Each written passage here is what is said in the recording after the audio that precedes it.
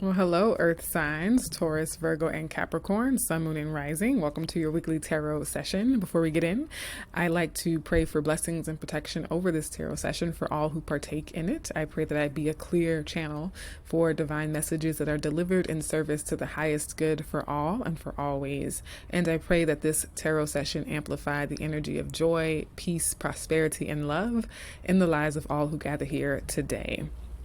All right, Earth signs, I am going to start with the Antique Anatomy Tarot deck to get the overall Earth sign energy. And then I will pull from a second deck to get specific details for each of the zodiac signs, each of the Earth signs, Taurus, Virgo, and Capricorn, okay?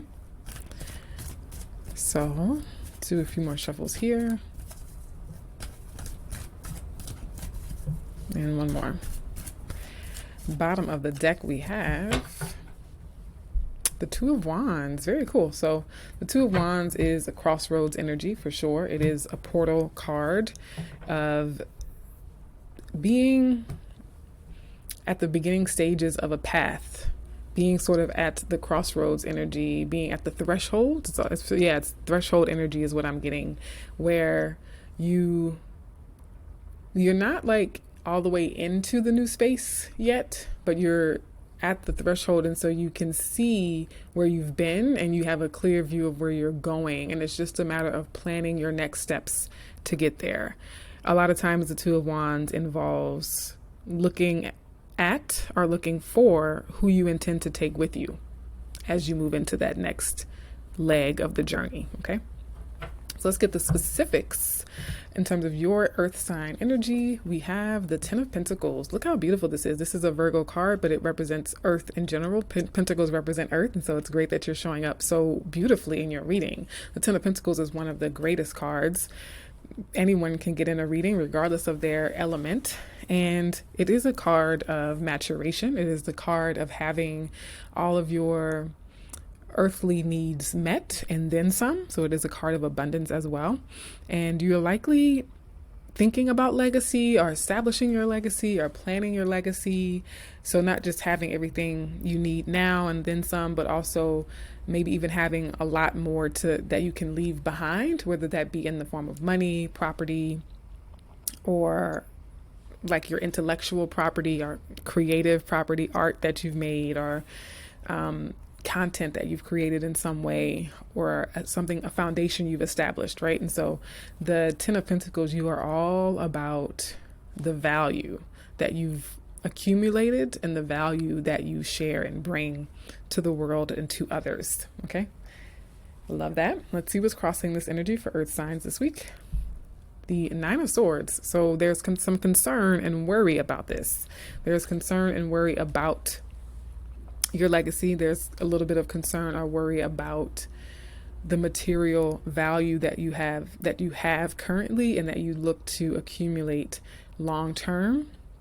So I would say try to remain in the present, try to remain in the now and be grateful and really be aware of and present with all that you currently have, and focus on the next best step in terms of establishing that long-term legacy. Because if you try to future trip and say, oh, this will never happen or it'll always be this way, then you can get stuck, right? And so you want to, again, acknowledge and appreciate fully all that you do have. I'm sure you have so much to be grateful for right now in the present. And when it comes to the future prosperity and the long-term success and legacy, focus on the next best thing that you can do, right? Don't try to eat the whole elephant in one bite, just one step at a time, one bite at a time. And that'll hopefully help you navigate or mitigate, sort of reduce some of this Nine of Swords energy, okay? All right, let's look at the details. Pull an additional card for each of the zodiac signs, Taurus, Virgo, and Capricorn, for their week ahead, or however long ahead.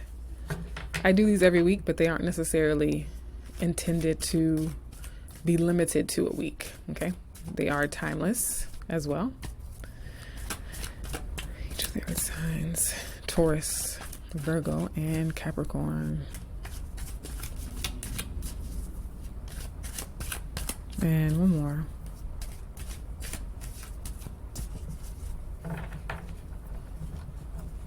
Okay.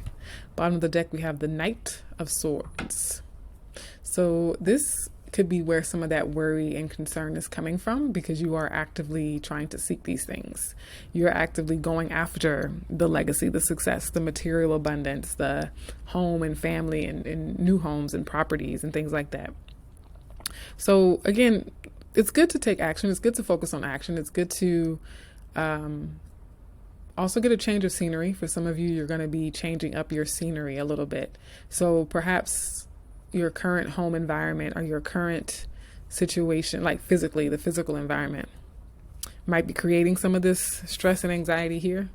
Or like maybe you're visiting family, or maybe family is visiting, or there's something with the maybe elders in the family. There could be some concern there. And so a change of environment, maybe taking a break or switching offices, getting a new apartment, right? Like that could be helpful for some of you.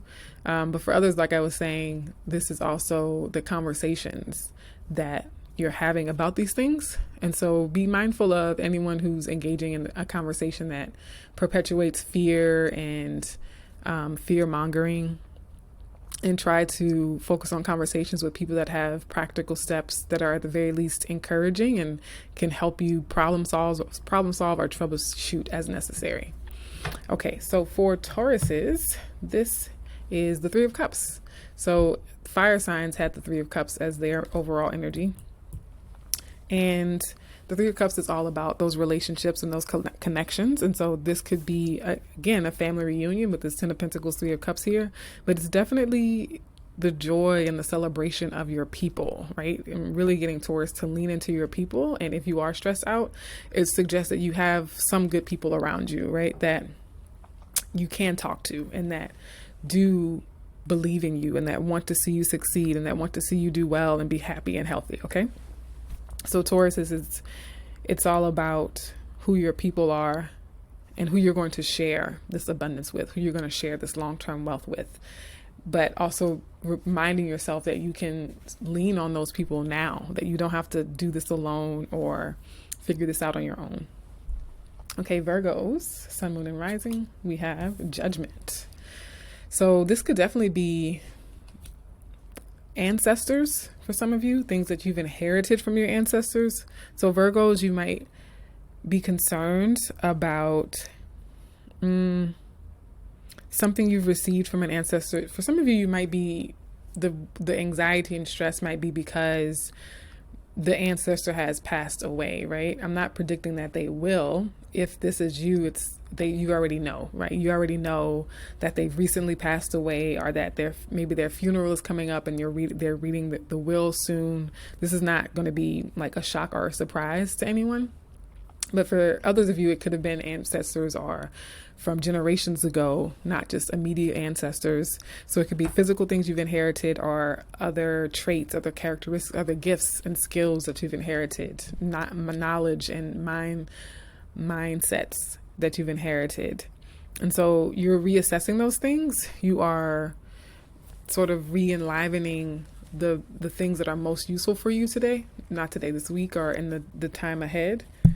But also this might require leaving those things behind. It could require wiping the slate clean and starting fresh and getting to a new watershed moment where you've gotten all of the value you could get out of that piece of property, out of that pot of resources, out of that skill, or out of that belief system.